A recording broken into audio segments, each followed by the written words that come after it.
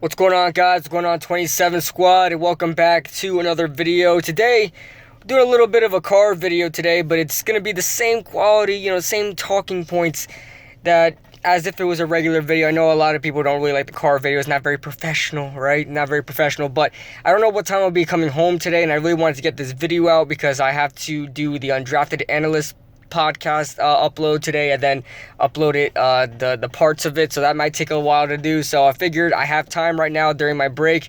Well, I'm done with my route. I'm just waiting on somebody, waiting on a coworker so I could help them as well, because it's getting crazy here in for deliverers right now during Christmas time. But wanted to had something on my mind today, and obviously this has been well talked about throughout the week because the Giants had a horrific, embarrassing loss against the Arizona Cardinals, 26-7. We all know the story of that, right? I don't really need to get into that, but one thing I really do want to touch up on is the back and forth switching between the Giants community is really night and day throughout the weeks. I get how people can eventually change their mind, and I never hold anybody to that because I'm one to be exactly the same way, right? You have one viewpoint and then you think of another, but it seems like a lot of the Giants community, I'm not trying to call anybody out, but a lot of the Giants community just seems to go on one bandwagon, jump off to another, and then jump right back onto the same bandwagon that they jumped off on previously.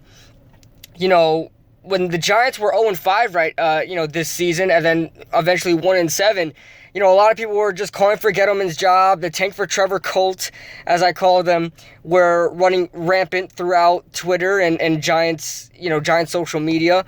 And then the Giants go on a 4-game winning streak. They wound up being 5-7, and then you hear no tank for Trevor talk. You hear no fire again. In fact, you have people jumping back onto the Dave Gettleman bandwagon saying, wow, he proved me wrong. I literally got this in my comments and my live streams. Wow, KB, you were right. Dave Gettleman is building a team here. One loss after a 4-game winning streak. Granted, it was a bad loss, but one loss after a 4-game winning streak. Now we're all back to square one. Fire Gettleman. Fire everybody. Let's get Trevor Lawrence, and oh my God, we missed out on Chase Young because we won a meaningless game back in 2019. These stupid talking points, man. One game should not change your mind on how you feel about the New York Giants this season. And if that is the case, then you are setting your thoughts up for failure of the New York Giants. You're setting your thoughts about the New York Giants for failure, because if you actually thought the Giants were going to win out this season, you're insane. So you're telling me after a 4-game winning streak, you're riding high with this team. You're telling me after one loss, you're jumping off. Because whether it be against the Cardinals, Browns, Ravens, or maybe even the Cowboys, if we would have lost one of those games, you're telling me you would have just jumped off? Jumped off the bandwagon? You're setting your thoughts up for failure. You set yourself up for failure, to be disappointed. If your expectations for the rest of the season were not only for the Giants to make the playoffs, but to win out and look amazing and consistent as they've been doing the past 4 games, but before the Cardinals game, then you're setting yourself up for failure. The Giants looked very consistent, looked very good in these past 4 games, but let's remember, they faced the Washington football team, the Philadelphia Eagles, and the Cincinnati Bengals the first 3, right? Those were the opponents. And then the Seattle Seahawks game was a real big eye-opener on what this team's potential is. But let's remember with the Seattle Seahawks game, that was an ugly game. And that was a game that we probably should have lost. But the Giants' defense really came through. The Giants' offense were not up to par. You can tell that whether you put Daniel Jones or Colt McCoy in, there was going to be an issue because we just don't have the right, our quarterback situation is just not under control yet, all right? And on top of that, with the whole Daniel Jones situation as well, this one game should not make you think Daniel Jones is not the answer. I know the argument of what has Daniel Jones done his whole career. I get that part. But this game shouldn't even have been the deal breaker. He's hurt. And I don't want to hear the whole excuse of, oh, well, he put the helmet on and he should be playing. Whether you like it or not, whether he sat, no matter whose decision it was, whether he sat down, whether he played, it doesn't matter. The bottom line is that Daniel Jones is hurt. The bottom line is that Daniel Jones is hurt. Whether he suited up, whether he was, selfish enough to actually say that he's not hurt, but he is hurt, or he sat out for this game, it doesn't matter. It doesn't matter who made the call. It doesn't matter what expectations you have for Daniel Jones. He was hurt. And that's not giving an excuse. That's actually ragging on Daniel Jones. Okay, I'm insulting, I'm critiquing Daniel Jones. He should not have played. That was very selfish of him to say he was okay. Maybe he did feel okay, but, with those hamstring injuries, you never know.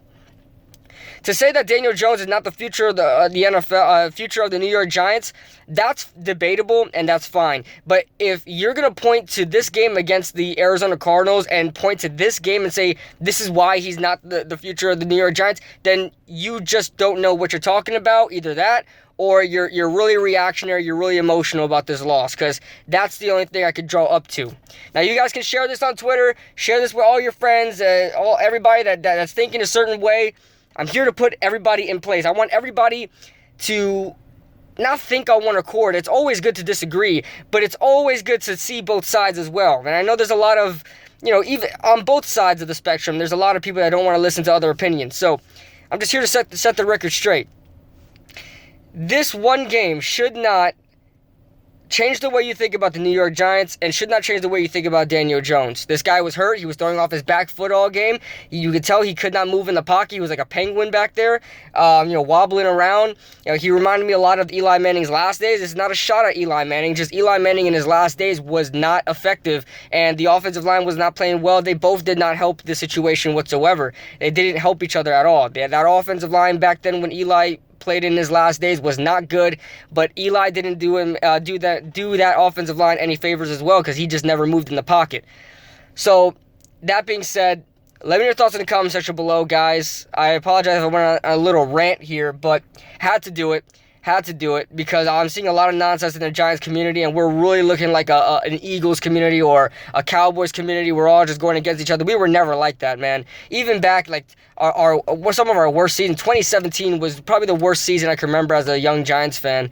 And we weren't fighting like the way we are now, and it's unreal. The future that's ahead of this team is so bright, but yet we have Giants all at odds with each other. So that being said, let me know your thoughts in the comment section below, and I'll see you guys in the next video.